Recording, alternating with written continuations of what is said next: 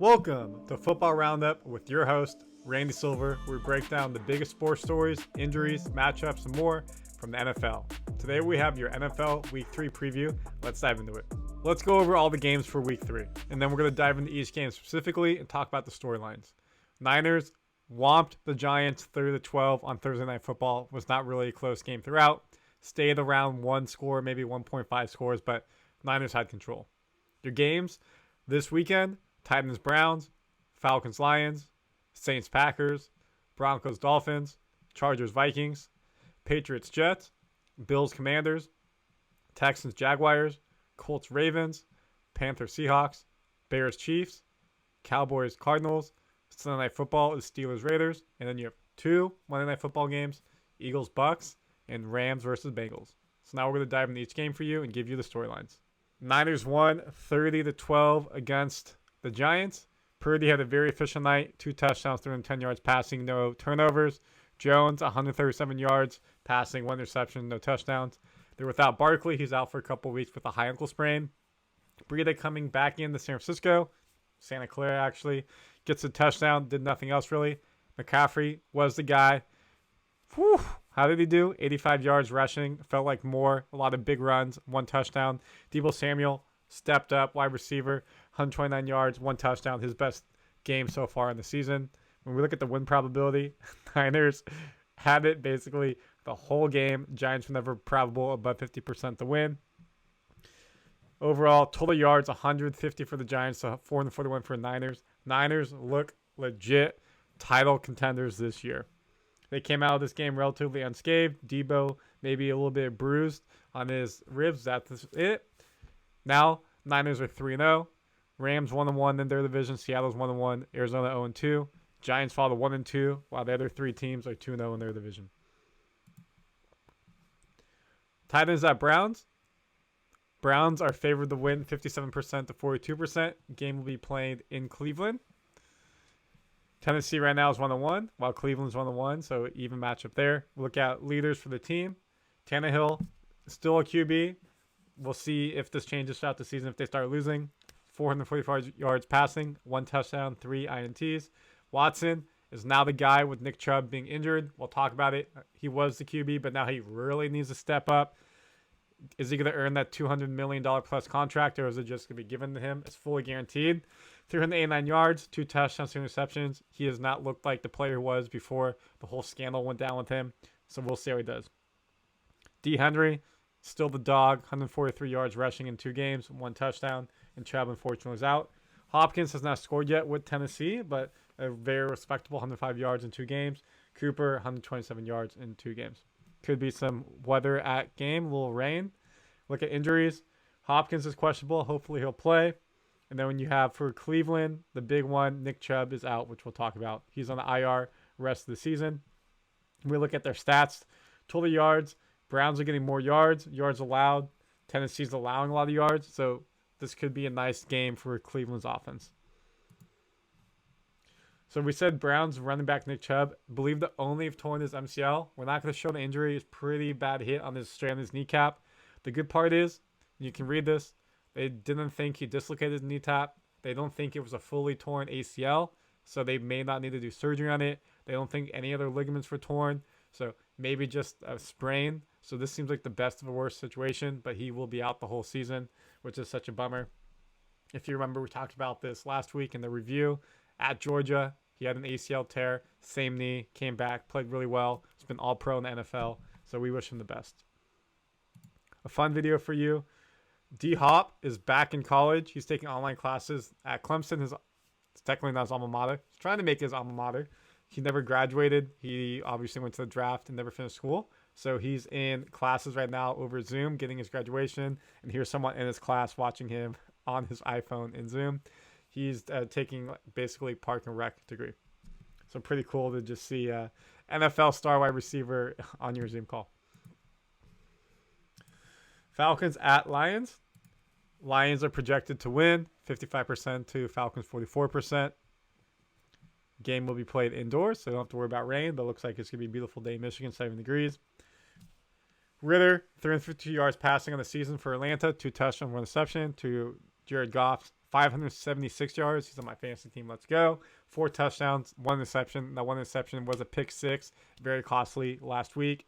Bijan Robinson at running back for the Falcons is that guy. You can tell in 2 games he's electric. We're going to show you play after this. 29 carries, 180 yards. I think he's got 1 or 2 touchdowns already. Montgomery's stepped in, done really good for Swift, who's now in Philadelphia. Detroit looks dangerous. Obviously, they lost last week in a heartbreaking game to the Seahawks. They very well could be 2-0. They also could be 0-2, but they thoroughly beat the Chiefs. When we look at standings, Atlanta is 2-0, which is tied with 3 other teams in the division. Detroit's 1-1, tied for first in the division with Green Bay, their rivals. Also, wide receiving wise, you can see here Holland 6 receptions, 91 yards. Not the best for the Falcons, but Ahmad St. Brown 12 receptions, 73 yards for the Lions is doing very well. Injury wise, not crazy amount for the Falcons, which is good. Lions have quite a bit of injuries out. 4 players out with injuries for this game. A 5th player is out for the season with an IR, which is unfortunate. Hopefully he'll be able to come back. We look at total stats. Total yards, 348 for the Falcons, 400 for the Lions. Yards allowed, 267 for the Falcons, 363. So it could be a nice day for the Falcons offense, and we'll see how the Lions offense does against a pretty decent defense here. So we talked about Bijan Robinson. Let's show you an angle of him juking out multiple defenders. Whoop! Bye-bye. See you later. One more guy put on skates. See you later. And gets a nice gain. Wasn't a touchdown, but you see his athleticism. You see what he can do in the NFL level.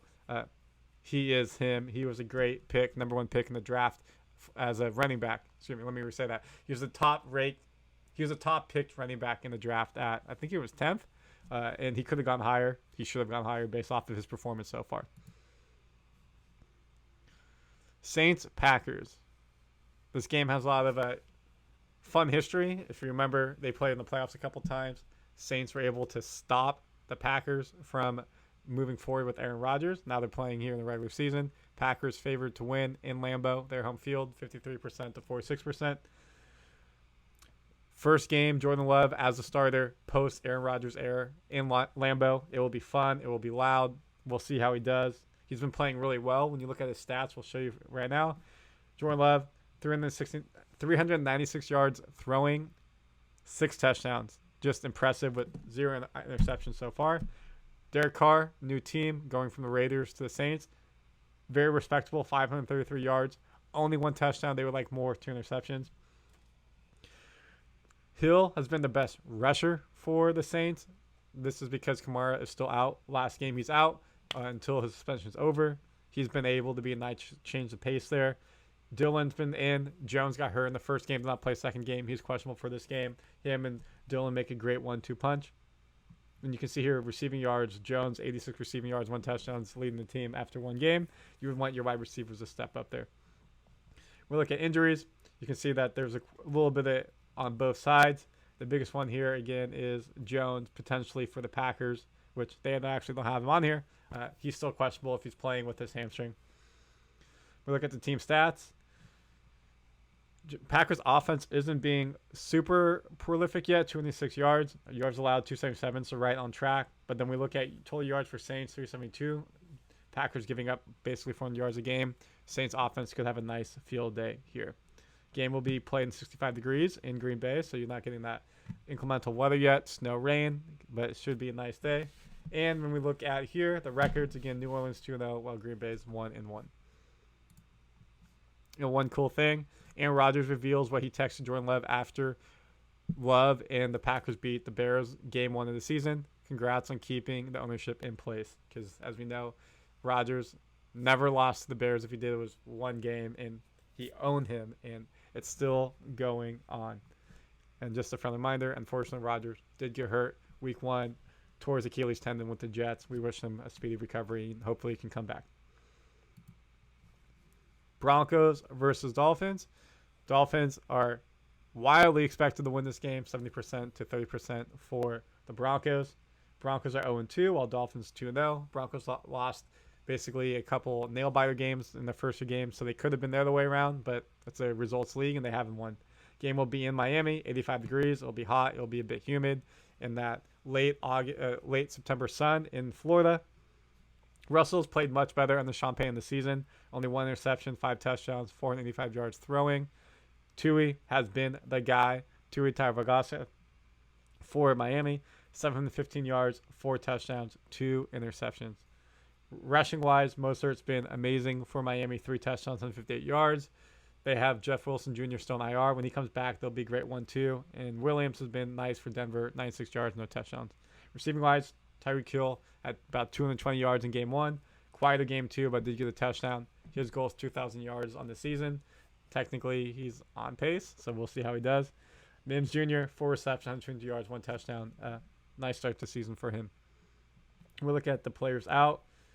Unfortunately for the Dolphins, Hill's running mate at wide receiver, Jalen Waddle, is out with a concussion. Sustained it in the Patriots game towards the end of the game.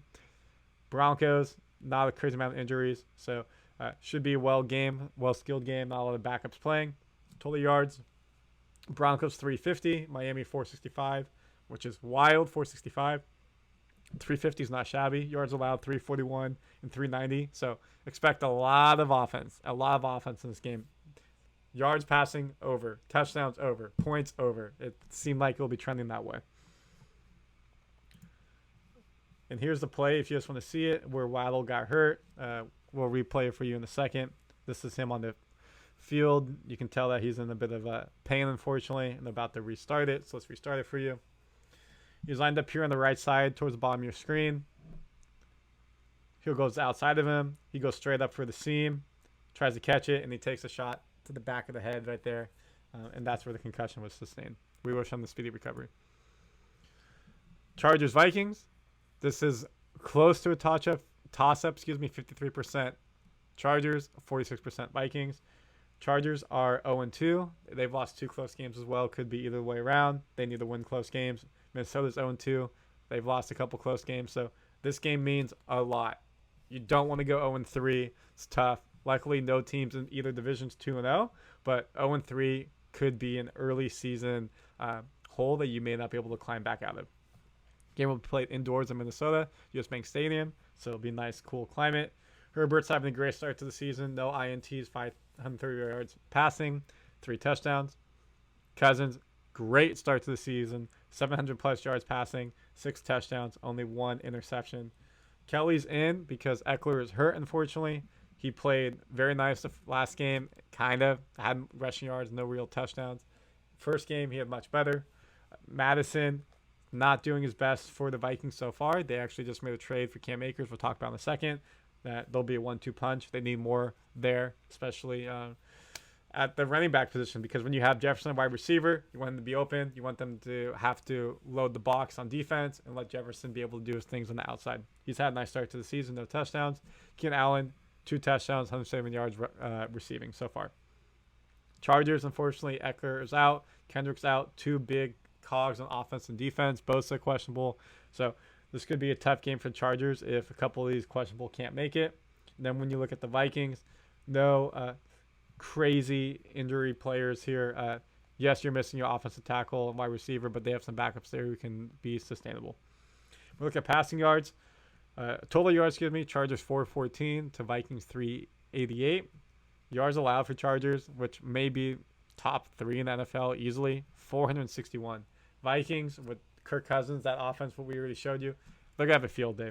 Vikings are giving up 350 yards. So this game, again, bet the overs, everything like that. Expect high-scoring offenses in these games, especially playing indoors. Patriots at the Jets. A little AFC East rivalry. They think the Jets are going to win at MetLife at home with Zach Wilson. Patriots 45%. Jets 1-1 after that amazing win against Buffalo when A-Rod got hurt in game 1 and they won off a walk-off punt return touchdown. New England 0-2. They played tougher. They could be better than 0-2, but your record is what your record is. Nice day in New Jersey, 74 degrees game time. Jones, 4 touchdowns, 2 interceptions, almost 550 yards passing for the season so far. Wilson had a tough game last week. 2 touchdowns, 4 interceptions on the season, 310 yards. Last week, I think he had 3 interceptions, so we'll hopefully do better this game for the Jets and their fans. Rushing-wise, nothing crazy stats here. Bryce Hall coming back from his injury has looked good, needs more carries. In receiving yards, Garrett Wilson is that guy. He's the number one wide receiver. Even without Rodgers, he can make plays. 117 yards, 2 touchdowns. For Patriots, Hunter Henry, your tight end's your top wide receiver. You're going to want to get a wide receiver out there. We look at injuries. Patriots have quite a bit. And then you look at the Jets. Of course, we talked about Aaron Rodgers. They don't even put on here. So this could be a very tough game. Backups coming in can make the difference. We look at team stats. Jets offense is taking a hit without Rodgers, of course. They're giving up 360 yards, which for a defense of the Jets caliber, it's probably a bit high. You expect it lower.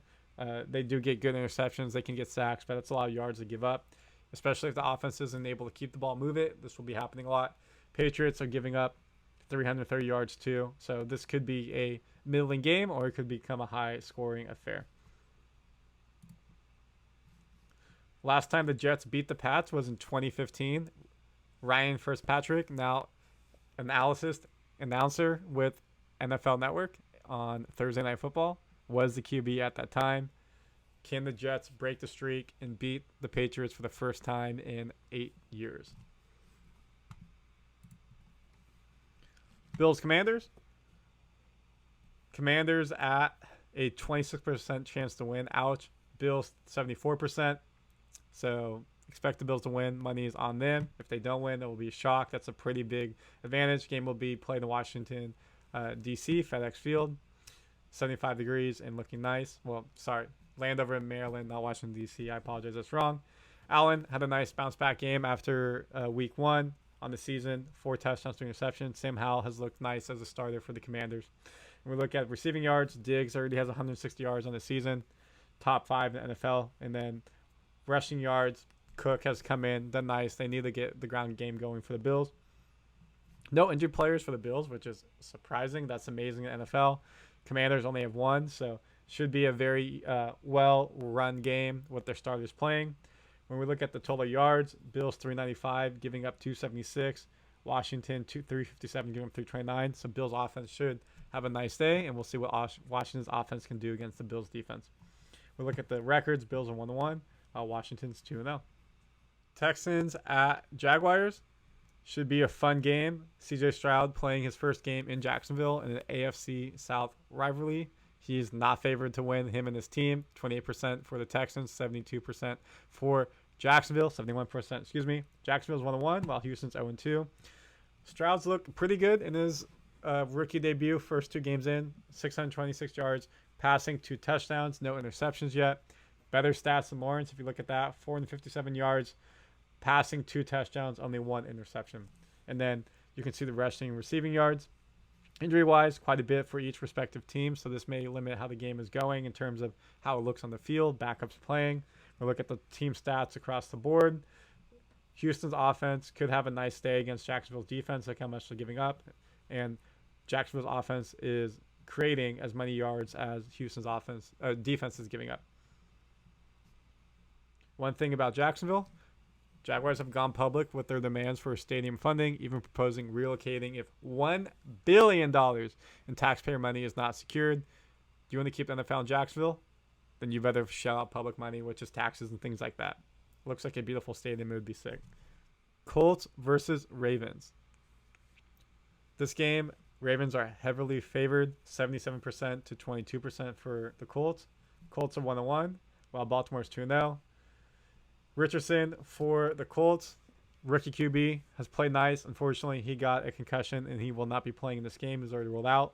Lamar Jackson with his new big contract, 400 yards passing this season so far, 2 touchdowns, 1 interception.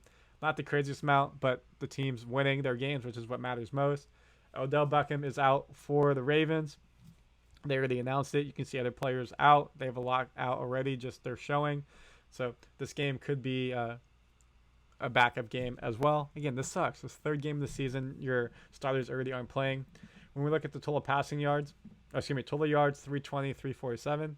Yards allowed, 391 to 301. So Baltimore's offense could have a nice field day, running, passing, throwing.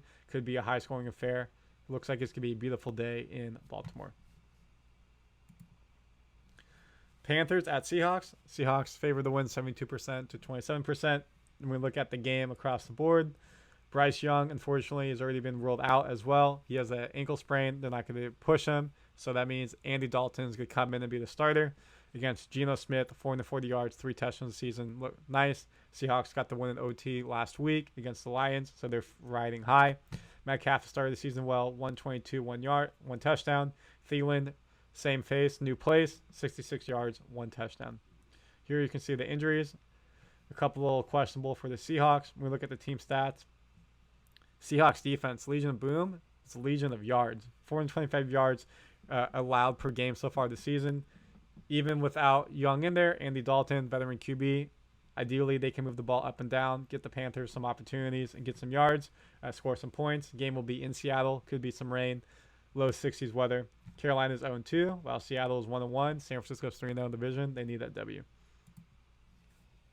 Bears, Chiefs. First time you see 80% percentage predictor. Chiefs basically 82% to win versus 18% for the Bears. Fields, 427 yards passing, 2 touchdowns, 3 interceptions. He said he's been robotic to start this season. Could be coaching, could not be coaching. He said it was coaching. He walked back his comments. So we'll see how he does against a very good Chiefs defense who gave up no touchdowns last week. Mahomes looking like himself, 530, 4 touchdowns, 2 interceptions. Rushing yards, your top rusher is your QB, not the best. And then we look at injuries. Some injuries, questionable out for the Bears. Isaiah Pacheco, starting running back for the Chiefs. Kadarius Toney, starting wide receiver, questionable both. That could impact the Chiefs at how the games go. We look at total yards. Expect this to be a high-scoring affair based off of the yards giving up. Game will be in Arrowhead, 75-degree day in Missouri, looking very nice. Some news on the Bears. The Bears had over $100,000, once again, $100,000 worth in equipment stolen from Soldier Field overnight on Wednesday. Staff said the thieves tore down security fence to drive away with the equipment. So they took a bunch of like lawnmowers and field equipment, which is wild. Good luck selling down the black market. Also, in Bears news, the FBI raided Chicago Bears defensive coordinator Alan Williams' home due to some serious allegations. The Sting found some sensitive content. Williams will most likely never coach for Chicago or the NFL again. He resigned midweek. If you're wondering what it is, I will not talk about it. If you know the term CP, go look it up on Reddit. That's what people think it is. Cowboys at Cardinals. Even higher, 80%. Cowboys, 88.1% chance to win. Cardinals, 11%. Cowboys 2-0, while Cardinals are 0-2, and they lost that game to the Giants where they gave up, I want to say it was 24 in the answered points, 21 in the answered points. Prescott started the season nice for the Cowboys, 400 yards passing, 2 touchdowns, no INTs. Dobbs is similar, 360 yards passing, 1 touchdown. CeeDee Lamb has had a great start, 220 yards, no touchdowns. Fantasy owners want those touchdowns. Pollard is now the guy in Dallas with Zeke gone, 142 yards, 2 touchdowns. Some questionable stuff on the O-line, which is going to be massive for Dak. He hopes all these people play, and we'll talk about this in a second. Their star cornerback, Trayvon Diggs, unfortunately tore his ACL during practice this week and is now in the IR, out for the season. Another DB out, Buda Baker for the Cardinals, and you can see other injuries. Cowboys offense, 327 yards passing, or total, yards allowed, 226. They're going to get a lot of yards on this Arizona. They're giving up 371. And they're not going to give up a lot on defense. Bet Cowboys. As we said, Trayvon Diggs unfortunately suffered a torn ACL during practice. This was his statement. Thank you, all the players, and I appreciate everyone checking in on me. This is God's plan. I will be back better. Lower passer rating as nearest defender in coverage. Diggs is leading the NFL right now over the last 3 seasons at 63. Packers, Titans, Broncos, players right after that, but that's going to be a big loss. Cowboys have a really good defense. They get a lot of pressure from the D-line, which makes it easier for the cornerbacks. So we'll see how this does, especially man-to-man coverage.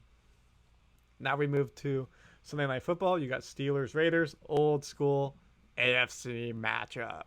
Raiders predicted the win just tightly. This is a coin flip, 50% to 49. Pickett, second season starting, 2 touchdowns, 3 interceptions, 450 yards. Garoppolo, first season with the Raiders, 3 touchdowns, 3 interceptions, kind of high interceptions. Pittsburgh's 1-1, while Vegas is 1-1, so someone will go 2-1. Someone will go 1-2, unless they tie. Odds are they probably won't. Jacobs, only 46 yards rushing after the whole offseason drama of him getting a new contract. Not what Raiders fans and Raiders players hope. Hope to do more. However, when you look at wide receivers, Pickens has been great, 160 yards, 1 touchdown. Adams has been the guy, 150, 1 touchdown. Not a crazy amount of injuries right here, so good for them. We'll see a lot of starters playing Sunday night. Could be a low-scoring affair. Total yards, both offenses, 275 and 250. They're giving up a lot, so something off to give. Defenses will win, and this could be a low-scoring affair, or this will be the game the offenses break out, and we'll have a high-scoring affair. Game will be played in Allegiant Stadium in San Francisco, in Las Vegas, West Coast. It will be beautiful inside the dome. In honor of Steelers Raiders this weekend, let's relive one of the best plays in NFL history, the Immaculate Reception, where the Steelers won the AFC Conference Championship right here, and because of this win, they went on and they won the Super Bowl. Now, if there was instant replay here back in the day, I wonder how everything would have changed. Whew, different time. 2 Monday Night Football games this week. First game is Eagles against the Buccaneers. Eagles 70% chance to win to Bucs 30. Game is Raymond James Stadium in Tampa Bay. 88 degrees. Should be a little bit colder at night at that point, but it's going to potentially be hot and humid. Jalen Hurts has played great this season. Not a lot of passing yards, but he's done on the ground rushing as well. Baker, nice surprise for Tampa. He's been very efficient. 500 yards passing, 3 touchdowns. We talked about Swift coming over. He's been amazing. He was really good in last week's game. And then you have receiving yards. Evans had a monster game, 125 yards plus receiving last game. 237 yards, 2 touchdowns this season. Smith for Philly, 107 yards, 2 touchdowns. So the star wide receivers are playing well. When we look at the injury report, Boston Scott out for Philadelphia is tough. That just means Swift will get more carries versus spreading the load. And Devin White, big loss if he can't play for Tampa at that linebacker spot. When we look at total yards, 359 to 341. Yards allowed, 392 to 331. So pretty even across the board. This should be a fun game. We'll see how Tampa does on Monday night. Philly's 2-0, while Tampa's also 2-0. And then your final game, LA Rams versus Cincinnati Bengals in Paycor Stadium, Cincinnati, Ohio, 70 degrees at game time. LA going out to the Midwest. 65% chance for the Bengals. I'm not sure if this is with Joe Burrow playing or not playing. He re-injured his calf. Slight pull on his injury in preseason where he strained it. So that will have a major impact on the Bengals moving forward in this game and future games. Rams are 1-1. Bengals 0-2. They need this win. Last season started 0-2 and they made the playoffs. They had a nice run towards the end of the season. They can't afford to go 0-3. Stafford this season, 641 yards passing, 1 touchdown, 2 interceptions. Not a lot of touchdowns, but great receiving, passing. If you need a pick-me-up in fantasy, go get him. Burrow, maybe you pick him up because Burrow is questionable and you can't wait till Monday night.